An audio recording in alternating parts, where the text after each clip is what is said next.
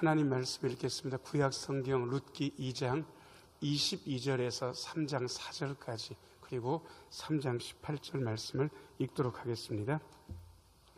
룻기 2장 22절에서 3장 4절까지 그리고 3장 18절 읽겠습니다. 이 화면에도 나옵니다. 22절부터 3장 4절까지 같이 읽겠습니다. 나오미가 며느리 룻에게 이르되 내 딸아 너는 그의 소녀들과 함께 나가고 다른 밭에서 사람을 만나지 아니하는 것이 좋으니라 하는지라. 이에 룻이 보아스의 소녀들에게 가까이 있어서 보리추수와 밀추수를 마치기까지 이삭을 주우며 그의 시어머니와 함께 거주하니라. 룻의 시어머니 나오미가 그에게 이르되 내 딸아 내가 너를 위하여 안식할 곳을 구하여 너를 복되게 하여야 하지 않겠느냐.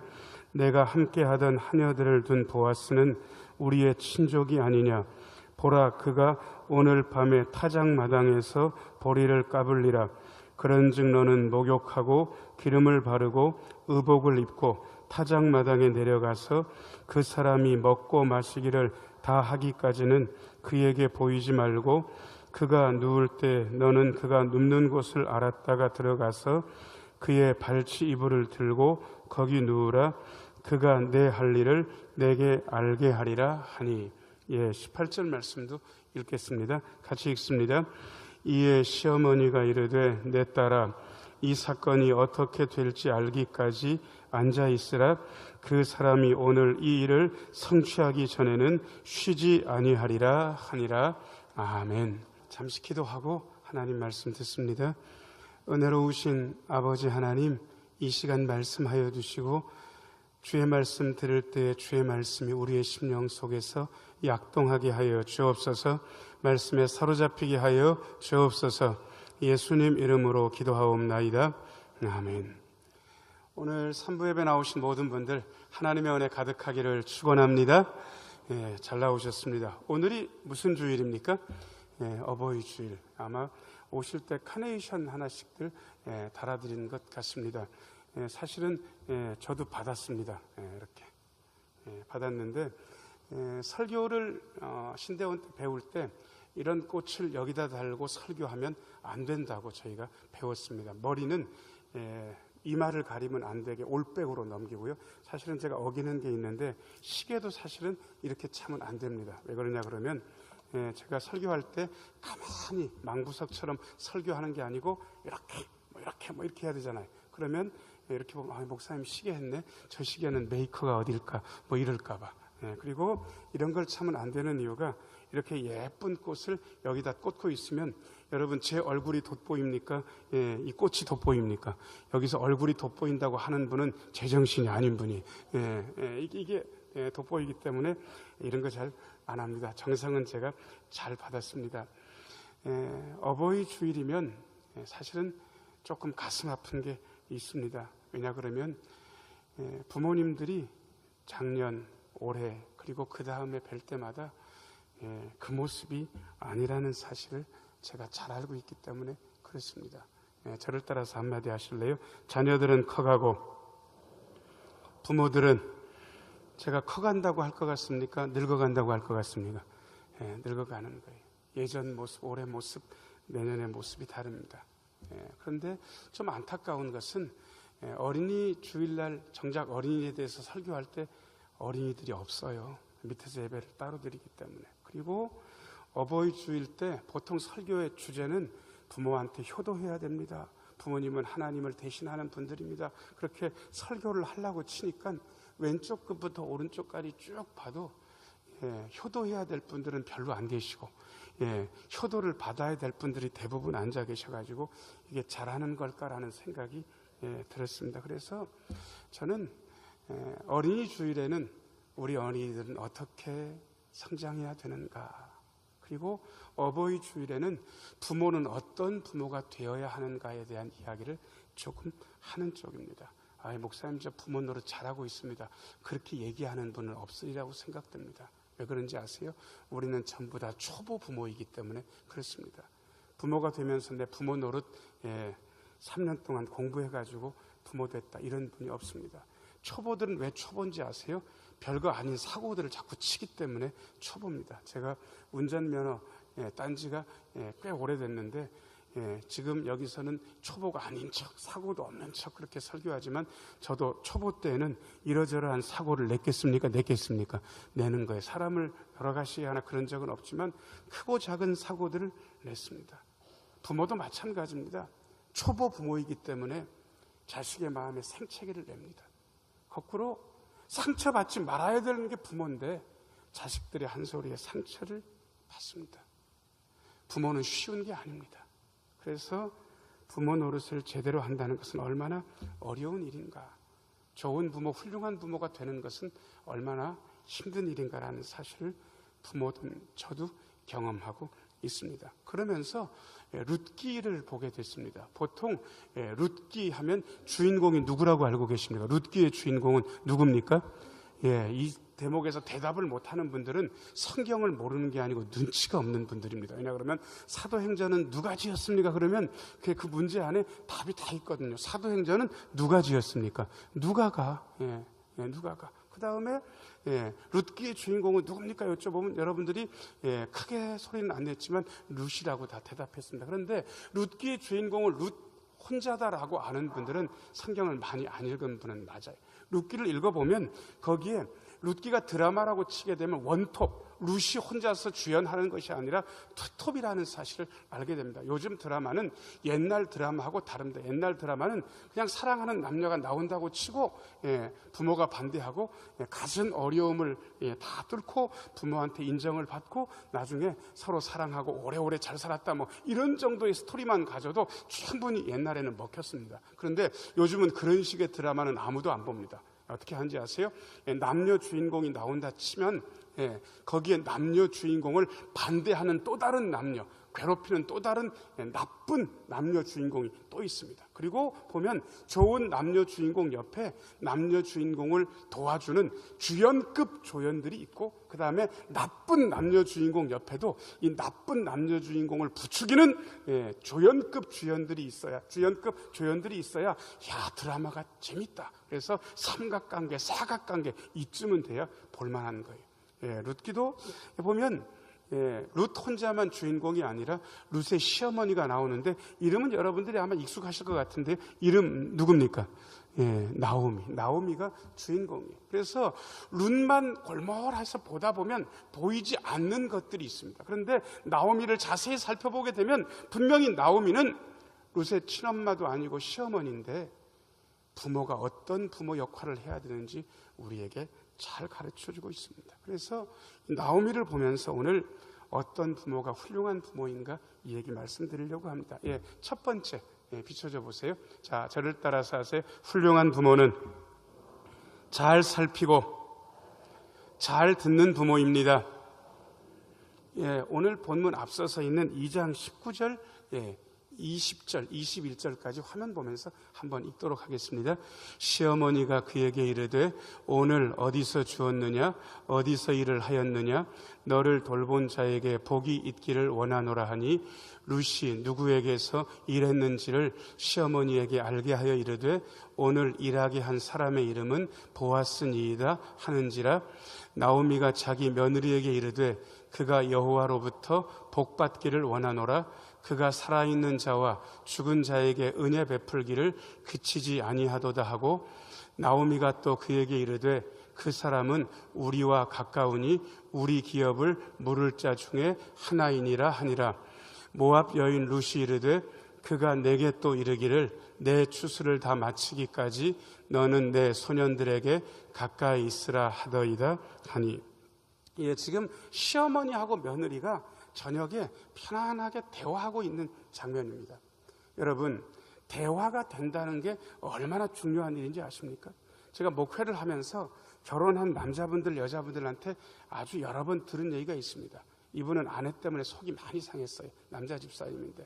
근데 젊은 목사를 붙들고 목사님, 제 아내하고는 말이 안 됩니다. 그 얘기를 하는 거예요. 얘기를 듣고 보니까 진짜 그럴 법도 해. 답답하겠더라고요.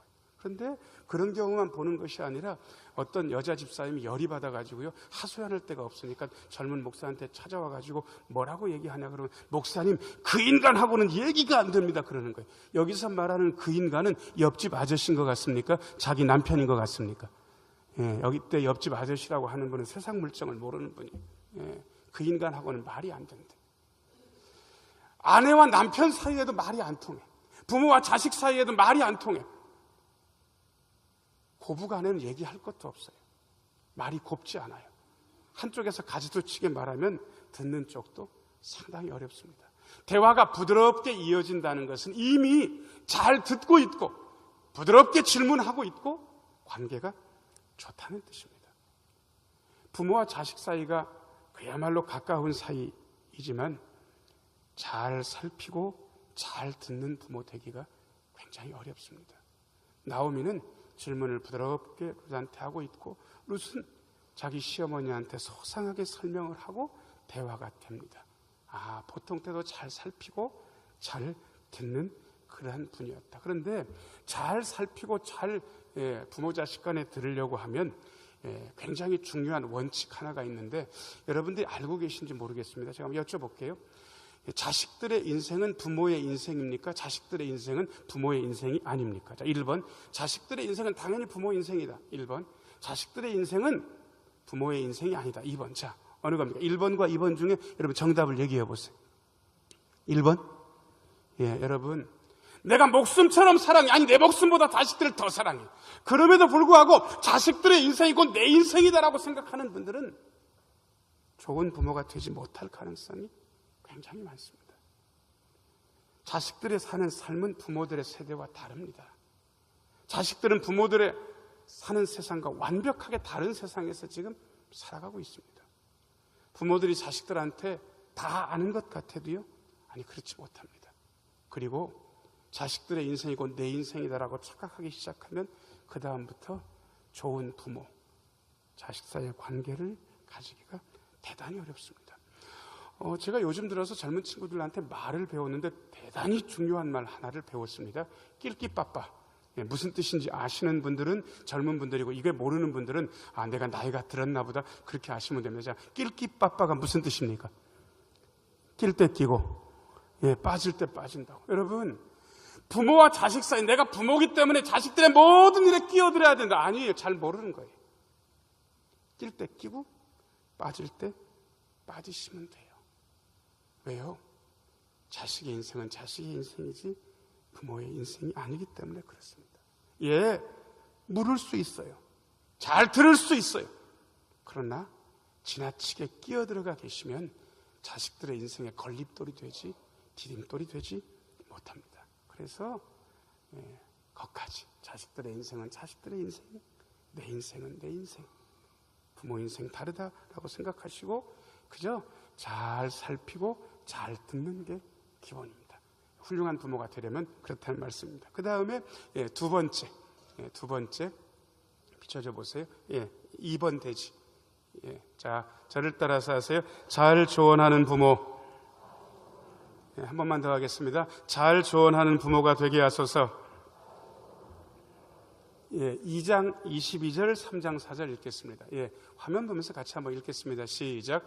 나오미가 며느리 룻에게 이르되 내 딸아 너는 그의 소녀들과 함께 나가고 다른 밭에서 사람을 만나지 아니하는 것이 좋으니라 하는지라. 3장 4절도 한번 읽어보겠습니다. 같이 읽겠습니다.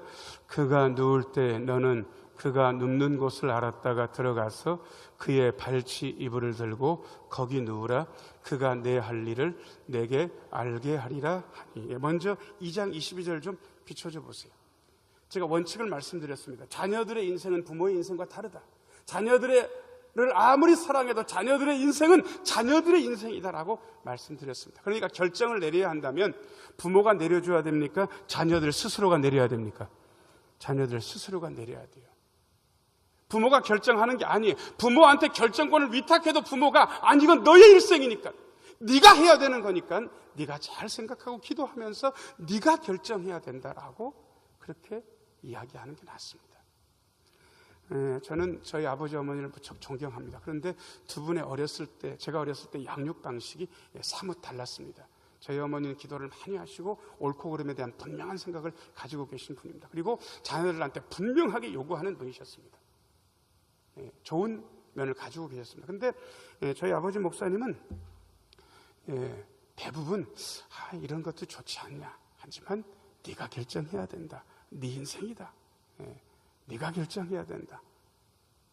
네가 사는 삶이다. 자꾸 이 얘기를 하시는 거예요. 저는 어느 쪽에 영향을 받았는가 보니까 저희 어머니 영향보다 저희 아버지 영향을 많이 받은 것 같습니다. 그래서 저도 제 애들한테요, 특별하게 뭘 잘 하지 않습니다.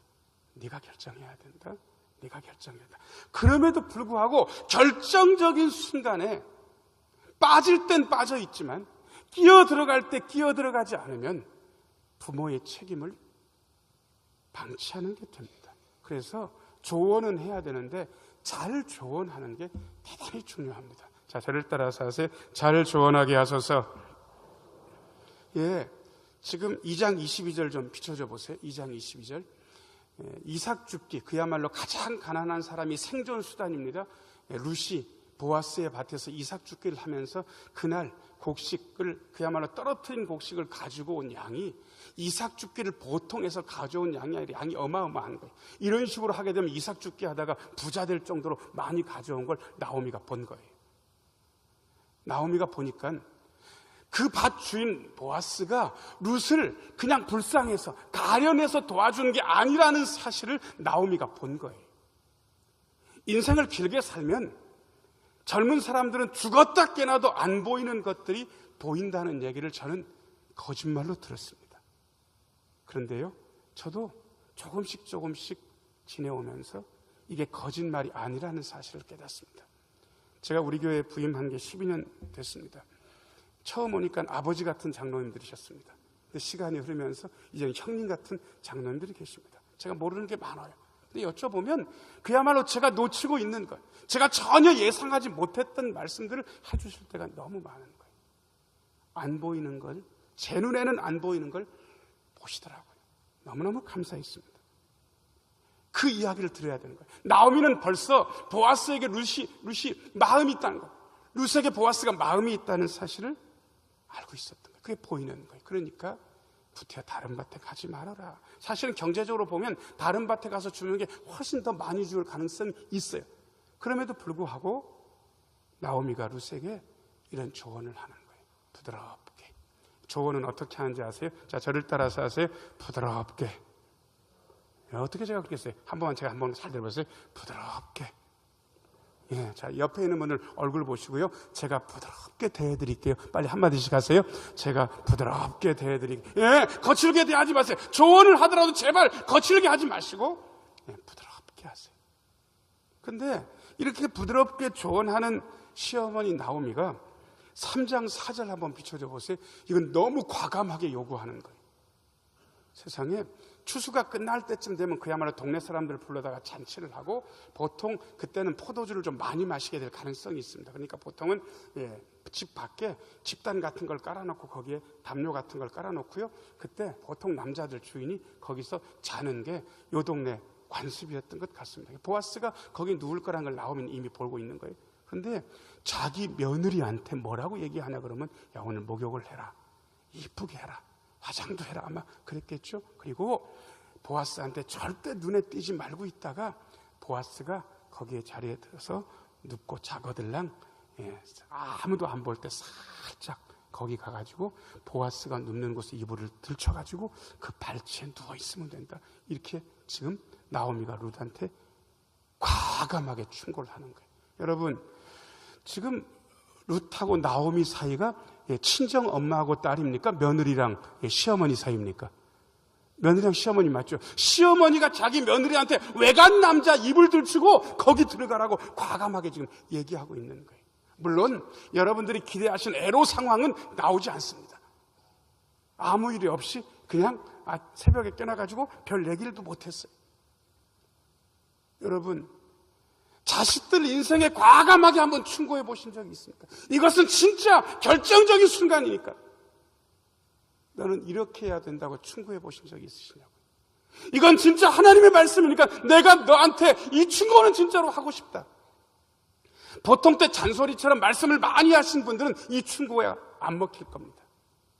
그런데 보통 때 진짜 말을 아꼈던 분들, 낄 때 끼고 빠질 때 빠졌던 분들은 이 과감한 충고가 먹힐 겁니다. 여러분, 어떻게 조언하고 계십니까? 이건 쉬운 얘기가 아닙니다. 왜냐 그러면요, 여전히 자식이 이기기 때문에 결정은 부모가 합니까? 자식이 합니까? 자식이 하는 거예요. 그래서 어려워요. 하지만 이런 지혜가 있어야 되지 않겠나라는 생각을 해보게 되는 것입니다. 자, 저를 따라서 하세요. 잘 조언하는 부모가 되게 하소서. 나오미의 말대로 룻은 행했습니다. 그리고 그 뒤로 이어진 일들은 아름다운 일들이었습니다. 자, 그런데 세 번째 대지 한번 비춰줘 보세요. 자, 훌륭한 부모는 어떤 부모인가? 자, 저를 따라서 하세요. 기다리는 부모가 되게 하소서. 3장 18절 말씀 읽어보겠습니다. 화면 보면서 같이 읽겠습니다. 시작. 이에 시어머니가 이르되 내 딸아 이 사건이 어떻게 될지 알기까지 앉아 있으라. 그 사람이 오늘 이 일을 성취하기 전에는 쉬지 아니하리라 하니라. 아멘. 18절 붙잡고 계세요. 저는 가끔은 성경에 있는 말도 빼서 읽고 성경에 없는 말도 집어넣고 읽고 그러는데, 오늘은 제가 집어넣고 뭔가를 읽는데 집어넣고 읽어도 틀리진 않습니다. 제가 이거를 조금 더 살려서 집어넣어서 한번 읽어볼게요. 이에 시어머니가 이르되 내 딸아 이 사건이 어떻게 될지 알기까지 너는 가만히 앉아 있으라. 그 사람이 오늘 이 일을 성취하기 전에는 쉬지 아니하리라 하니라. 제가 읽은 게 마음에 드십니까? 드십니까? 마음에 들죠? 제가 정확하게 살려서 읽었어요. 가만히 있으라는 거예요. 세상 살면서 결정적인 순간에 움직이는 지혜가 우리에게 있어야 되는 건 맞습니다. 그런데 아무것도 안 하는 지혜, 결정적인 순간에 필요 없을 때는 진짜 꼼짝도 안 하는 지혜, 이게 있어야 되는데 요즘 세대는 열심히 하는 것은 잘 가르치는데 아무것도 안 하는 것은 잘 못 가르치는 것 같습니다. 제가 부목사, 전도사, 전임 전도사 부목사 초년기 광명에 있는 힌돌교회에서 전임 전도사 생활을 했습니다.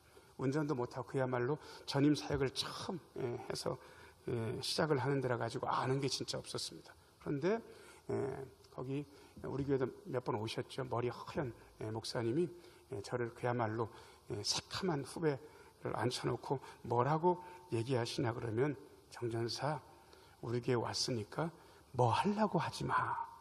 보통은 이렇게 얘기하는 게 아니에요. 우리 교회 왔으니까 뭐든지 뭐 해봐? 열심히 해봐. 이렇게 얘기하는 게 맞잖아요. 그런데 뭐 하려고 하지 말라는 거예요. 너무 이상하게 얘기하시잖아요. 그냥 가만히 앉아서 힌돌교회가 뭐 해왔는지 자세히 살펴보라는 거예요.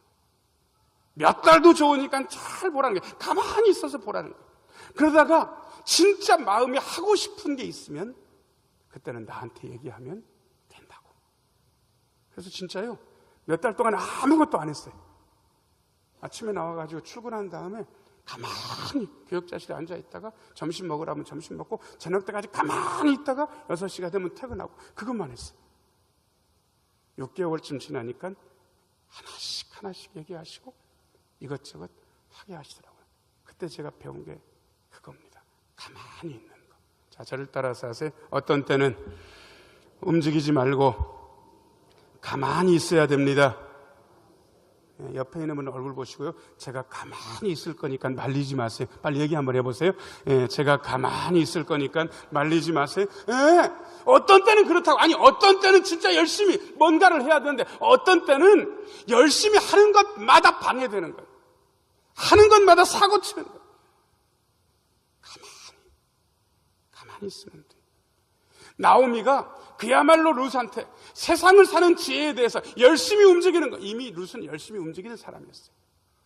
그런데 가만히 있는 것에 대해서 가르치고 있고요. 그때는 네가 움직일 게 아니고 보아스가 움직여야 된다라고 일러주고 있습니다. 훌륭한 부모 되는 건 어려운 일입니다. 여러분 세 가지 기억하시겠어요? 자, 저를 따라서 하세요. 잘 살피고 잘 듣는 부모가 되게 하소서. 잘 조언하는 부모가 되게 하소서. 기다리는 부모가 되게 하소서. 여러분, 이런 부모 되게 어렵습니다. 그러나 하나님께 기도하면서 잘 살피고 잘 듣고 잘 조언하고 그리고 기다릴 때는 기다리는 부모가 된다면 하나님께서 우리 모두의 가정에 아름다운 일들을 일으켜 주실 것입니다. 이러한 은혜가 여러분 모두에게 임하게 되기를 예수님의 이름으로 축원합니다.